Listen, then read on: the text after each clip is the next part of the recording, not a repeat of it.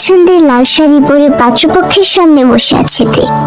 মুখে খানিকটা লাজুক লাজুক ভাব, বুকের ভিতর টিপ টিপ শব্দ হচ্ছে যেন। গায়ে জড়ানো হালকা পাতলা গহনা। ছেলের নাম সুগা, পেশায় একজন ইঞ্জিনিয়ার, বাবা ব্যাংকে চাকরি করেন।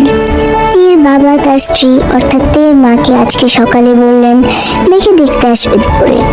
বিষয়টা যেন একেবারেই হুট করে হলো। তের সবেমাত্র ঘুম ভেঙেছিল তখন। তের মনের অবস্থা বোঝা যাচ্ছে না, ভিতর থেকে ঘাবড়ানো ভাব তার। জীবনে ফার্স্ট টাইম তাকে কেউ বিয়ে করার উদ্দেশ্যে দেখতে এসেছে।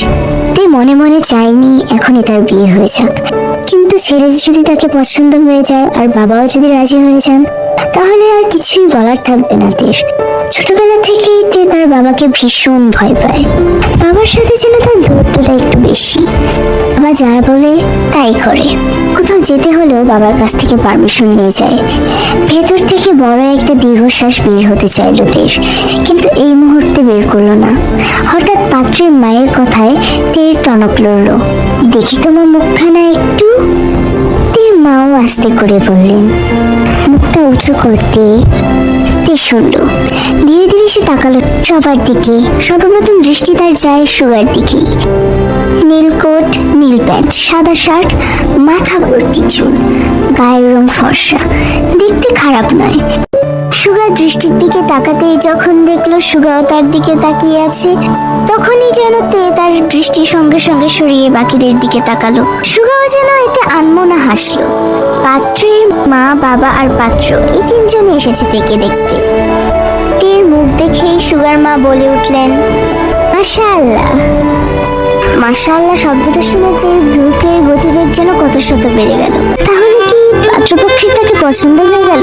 সবাই খানিকটা হাসলো। পাত্রের বাবা বললেন, আমার মনে হয় ওদের দুজনকে আলাদাভাবে কথা বলার সুযোগ করে দেওয়া উচিত। যতই হোক বিয়ে তো ওরা দুজনে করবে। আমাদের আপনাদের মেয়েকে অনেক পছন্দ হয়েছে, এখন আপনাদের আমার ছেলেকে পছন্দ হলেই হয়। তের বাবা বললেন, আপনার ছেলেও মাশাআল্লাহ আমাদের পছন্দ হয়েছে, কি বলো আয়ু? আয়ু হেসে সম্মতি দিলেন, যার অর্থ ছেলে তারও পছন্দ হয়েছে। সুগার বাবা বলে উঠলেন, এবার তবে ওদের। উত্তরে তের বাবা তের ছোট বোন রোজের দিকে তাকিয়ে বললেন, রোজে, ওদের দুজনকে ছাদে নিয়ে এসো। রোজে শুনল, বলল, জি বাবা। গ্রামের নাম উজিরপুর। শস্য শ্যামল মাটি দিয়ে তৈরি এই গ্রামটি, যার সৌন্দর্যের রূপ অতুলনীয়। দূর সীমানার সবুজ সবুজ মাঠ ঘাস দেখা যায় তের বাড়ির ছাদের উপর থেকে। আর সেই ছাদের উপরেই জড়সড় হয়ে দাঁড়িয়ে আছে তে। শাড়ির আঁচলের সাথে আঙুল পেঁচাচ্ছে সে। সুগা দেখলো তা, খানিকটা হাসলো, বলল, আপনি হয়তো খুব লাজুক, তাই না মিস্তে? তে আঁচল ছেড়ে দিল। সুগার দিকে তাকিয়ে শীতল কণ্ঠে বলল, মেয়েদের তো লাজুক হতেই হয়, তাই না? তা অবশ্য ঠিক, লজ্জাবতী মেয়েদের দেখতে এমনি সুন্দর লাগে। আচ্ছা এটা বলুন, আপনার আমায় পছন্দ হয়েছে তো? তে জবাব দেয় না। যা দেখে সুগা নিজেই বলে, আমার কিন্তু আপনাকে পছন্দ হয়েছে, বিয়ে করলে আমরা বোধহয় সুখী হব। তে এবারও কিছু বলল। সে বুঝতেই পারছে না এই মুহূর্তে এই সুগা নামক ছেলেটিকে ঠিক কি বলা যেতে পারে। তার কি সুগাকে ভালো লেগেছে? এটা জানে না তে। বাবার যখন পছন্দ হয়েছে তখন তো তার আর কিছু বলারই থাকে না। আপনি যদি এভাবে চুপচাপ দাঁড়িয়ে থাকেন তাহলে কি বিষয়টা ঠিক দেখাচ্ছে? সুগার কথায় নিজের ভাবনা থেকে বেরিয়ে তে বলল, আমি আসলে বুঝতেই পারছি না আপনাকে কি বলা যায়। আপনার কি কি জানার আছে বলুন, আমি উত্তর দিচ্ছি। আরে না, আমি কি প্রশ্ন করব? আমি কোনো ভার্সিটির টিচার থোড়াই। তবে এতটুকু জানতে পারি, আপনার জীবনে কেউ কি আছে বা ছিল? তে মাথা নাড়ায়, যার অর্থ না নেই। তে মাথা নাড়িয়ে আবার বলে, না, কখনো কেউ ছিল না। সুগা খুশি হলো, বলল, এবার নিশ্চয়ই আমায় প্রশ্ন করবেন আমার জীবনে কেউ ছিল কিনা। সুগার কথা শুনে শুধু সুগার দিকে তাকায় তে। কিছু বলবে তার আগেই সুগা বলে ওঠে, তবে আপনি শুনতে না চাইলেও আমি বলবো, আমার জীবন একটা মেয়ে ছিল। তাকে প্রথম দেখেছিলাম ইন্টারে পড়ার সময়, বেশ ভালো লেগেছিল সেদিন। কলেজে নবীন বরণ অনুষ্ঠান ছিল। মেয়েটা শাড়ি পরে এসেছিল, কি যে সুন্দর লেগেছিল তাকে। কিন্তু দুঃখের কথা হলো, যাকে মেয়ে ভেবেছিলাম তিনি আসলে আমাদের কলেজের একজন টিচার ছিল, তাও দুটো বাচ্চার মা। ভাবা যায়?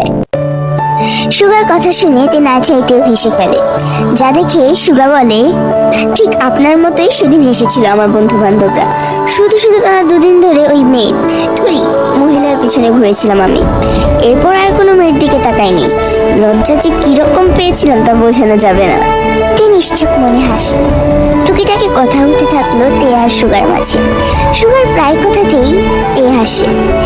অতঃপর টানা আধ ঘন্টার মতো কথা বলে সুগা বলল, এবার বোধহয় আমাদের নিচে যাওয়া উচিত। তে মাথা নাড়িয়ে সম্মতি জানায়। সুগা আগে আগে যেতে যেতে লাস্টে একটা কথা বলে, তোমাদের গ্রামটা না খুব সুন্দর, একদম তোমার মতো। বলেই আর না দেরিয়ে সুগা দ্রুত নিচে চলে যায়। আর তে সুগার কথা শুনে খানিকটা লজ্জা ফিল করে। সে হালকা হাসলো আবার। তার কি ছেলেটাকে মনে ধরেছে? ঠিক বোঝা যাচ্ছে না। এক পলকের দেখা সাক্ষাতে কি মনের সম্পর্ক বোঝা যায়? তে মেঘের পানে তাকালো। আকাশটা পুরো ধবধবে সাদা। তে মনে মনে বলল, একটা মানুষের সঙ্গে সারা জীবন থাকার জন্য এই এক পলক দেখা আর কথা বলা কি যথেষ্ট? তে দীর্ঘশ্বাস ফেললো, তারপর আস্তে আস্তে চলল নিচে।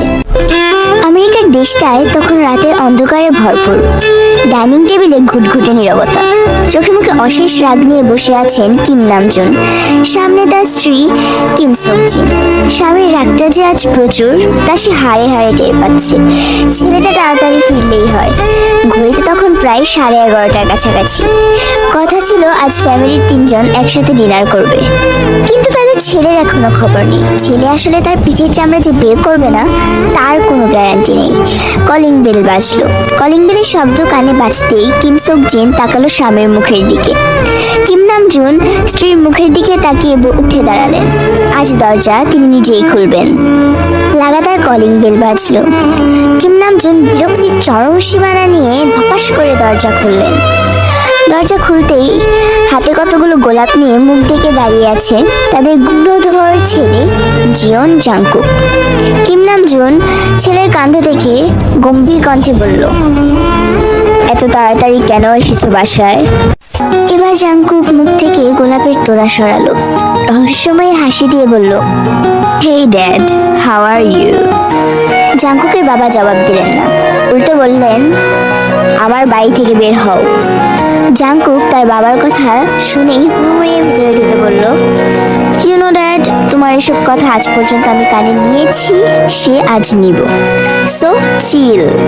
এই নাও ফুল, এগুলো তোমার জন্য। বলেই ফুলের তোড়া ছুঁড়ে মারলো জাংকুক তার বাবার দিকে। জাংকুকের বাবাও বাধ্য হয়ে দাঁত ভরে বসলেন। জাংকুক একটা ডোন্ট কেয়ার ভাব নিয়ে তার মাকে উদ্দেশ্য করে বলল, মম, জাস্ট 5 মিনিট, আমি ফ্রেশ হয়ে এখনই আসছি। বলেই হনহনিয়ে সিঁড়ি বেয়ে উপরে উঠে গেল জাংকুক। জাংকুকের মা ছেলের কাণ্ডে হাসলেন, স্বামীর অবস্থা বুঝলেন। জাংকুকের বাবা এমন ছেলে বাড়ি ফেরার আগে এত রাগ দেখায়, অথচ বাড়ি ঢুকলেই আর কিছু বলতে পারেন না।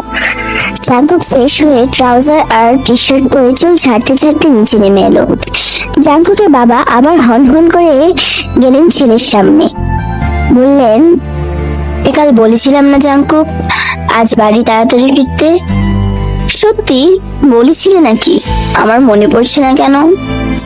জাংকুকের বাবা আরো রাগ করলেন, খানিকটা উঁচু সুরে বললেন, তুমি কি আমার সাথে মজা করছো জাংকুক? দেখো ড্যাড, আমার ভীষণ খিদে পেয়েছে, তো বেশি চিল্লাচিল্লি না করে খেতে চলো। রাগারাগি না হয় খাওয়ার পরে হবে। জাংকুকের বাবা রাগে ফুস করে উঠলেন। কিছু বলতে নিবেন, এরই মাঝে তাদের ফোন বেজে উঠলো। জাংকুকের মা এগিয়ে গিয়ে ফোন তুললেন। 2 মিনিটের মতো ফোনে করা ব্যক্তিটার সাথে কথা বলে স্বামীর দিকে ফোনটা এগিয়ে দিয়ে বললেন, জাংকুকের সাথে পরে চিল্লাও, তোমার বাংলাদেশি বন্ধু যে হোক ফোন করেছেন, কথা বলো। মায়ের কথা শুনে জাংকুকও বলল, তুমি কথা বলো ড্যাড, ততক্ষণে আমি পেট ভরে খাবার খেয়ে আসি। কিছু বলবো তা বুঝতে পারছি না। এটা আমার ইউটিউব চ্যানেলের ফার্স্ট লং ভিডিও। আমার একটা অতি প্রিয় গল্প, যেটা আমি অবশ্যই ফেসবুকের একটি গল্প, আমার ভালো লেগেছে, তাই আমি ভাবলাম যে এটা আপনাদের সাথে শেয়ার করা যাক, তাই আমি এটা দিচ্ছি। যদি রেসপন্স পাই তাহলে এটা কন্টিনিউ করব। আমি জানি না এটাতে রেসপন্স আসবে নাকি না, মানে যদি আসে তাহলে কন্টিনিউ করব। যেহেতু এটা আমার ফার্স্ট ভিডিও তাই আমি অনেক বেশি নার্ভাস। গল্পটার আসল নাম হচ্ছে মেঘ বলেছি তুমি আমার। অনেকে হয়তো বা পড়ে থাকবেন, আমি জানি না। তো আমি মানে কি যে বলবো সেটা আমি বুঝতে পারছি না। আশা করি ভালো লেগেছে। যদি রেসপন্স পাই তাহলে এটা চলবে। আল্লাহ হাফেজ।